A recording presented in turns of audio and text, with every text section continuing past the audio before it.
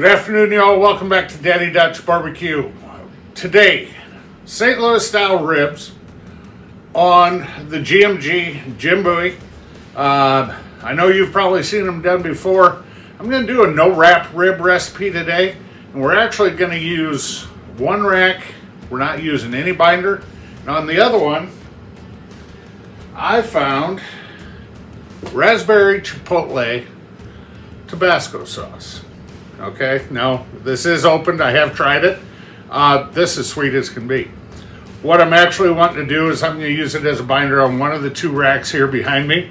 I want to see the difference in the taste and in the color. So we're going to go ahead and get these two racks trimmed up, ready to go in the smoker. And I'll bring you back when we go to use the binder on one and not on the other.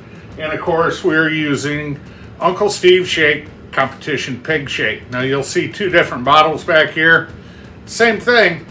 It's just like Steve likes to send me custom labels, and I'm all right with that. So let's bring you back when we're ready to season everything up. We do have the pit outside preheating to 275.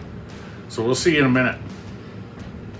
All right, y'all. What we did, quick trim. Remove the flap, the skirt meat, trimmed up the edges so they fit a little better. Now the one rack was 3.8 pounds, the other one was 4.2. So we just kind of sized them up so they cook fairly the same. All right, on the far rack of ribs back here, no binder. We're just gonna go right in with our pig shake. Just nice medium coat. And on this side, here goes our raspberry chipotle. Now, it says on the label here, you can even use this on ice cream if you want. Because I'm telling you right now, on a scale of 1 to 10 for heat, this is a maybe, and I mean maybe, a 2. All right, same thing. A little pig shake. We're gonna let these set and sweat for about 5 minutes. For you, it'll be no time at all. Bring you back when we do the meat side. And as promised, look at that, no time at all. Pig shake again on the top side here. That looks good.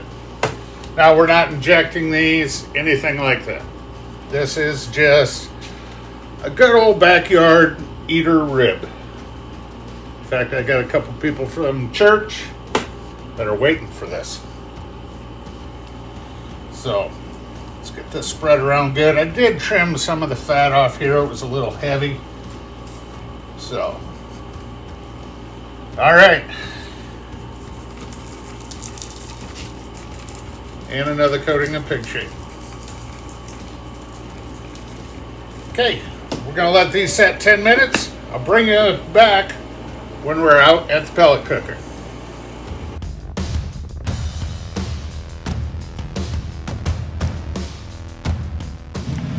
And as promised, here we are out at the pit. You can see we put the skirt meat, rib tips, and trims on just for a little snack later. Now, if you look at the previous picture, the darker one is the one on the right, and that's obviously the one with the raspberry. So let's get these in, get them to bed. We will come back in about an hour, hour and a half. The only thing we're going to spritz with is water. All right, here we are, the 1 hour check-in. Like I said, we're going to spritz just water. I tell you what, that water gets you over here. Really helps you show the color difference on them racks. So, put the spritz on everything, even our snack pieces over here, which will be for me and my son later. There you go, back in we go. All right, 2 hour mark. You can see quite a bit of difference in color. Go ahead and give these one more spritz. look over here, we got some of the skirt meat. We currently have that wrapped up with a little something experimental. Can't tell you just yet, but maybe soon. All right, we're gonna let these go. We're gonna come back, keep spritzing them. About another hour and a half, we're gonna start checking them for tenderness. All right, we are at the 4-hour mark. I just used my thermal pin to check them. I'm gonna say they got about another half hour left, so we'll bring you back then. But look at the color on the right.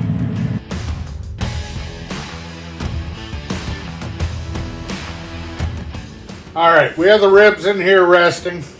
Let's just, oh yeah. These feel unbelievable. No resistance whatsoever. This rear rack is the rack with the raspberry chipotle on it. Same as when we seasoned them earlier. We're gonna let these hang out 5 or 10 minutes, flip them over, cut them up. I'll set a couple up here and we'll do a quick comparison on these. Ribs rusted, cut a couple bones off of each one. Okay, here is our normal rib. Nice little smoke ring on it. Looks nice and juicy. Now, to be honest with you, I've already ate the end bone. Definitely darker color, which we expected on the raspberry chipotle ribs. In tasting both at the end, you get a very slight hint of raspberry on these. I'd love to try them again, and we're going to do them more of a traditional fashion where we're going to wrap them in the foil and everything, do a flavor comparison that way also. So there you go. Yeah, they're a little darker. They wouldn't have been as dark if we wrapped, but I'm not mad at that flavor, I will tell you what. So I'll get you a close-up of these. I want you all to have a great week, and we will see you next time. Take care, y'all.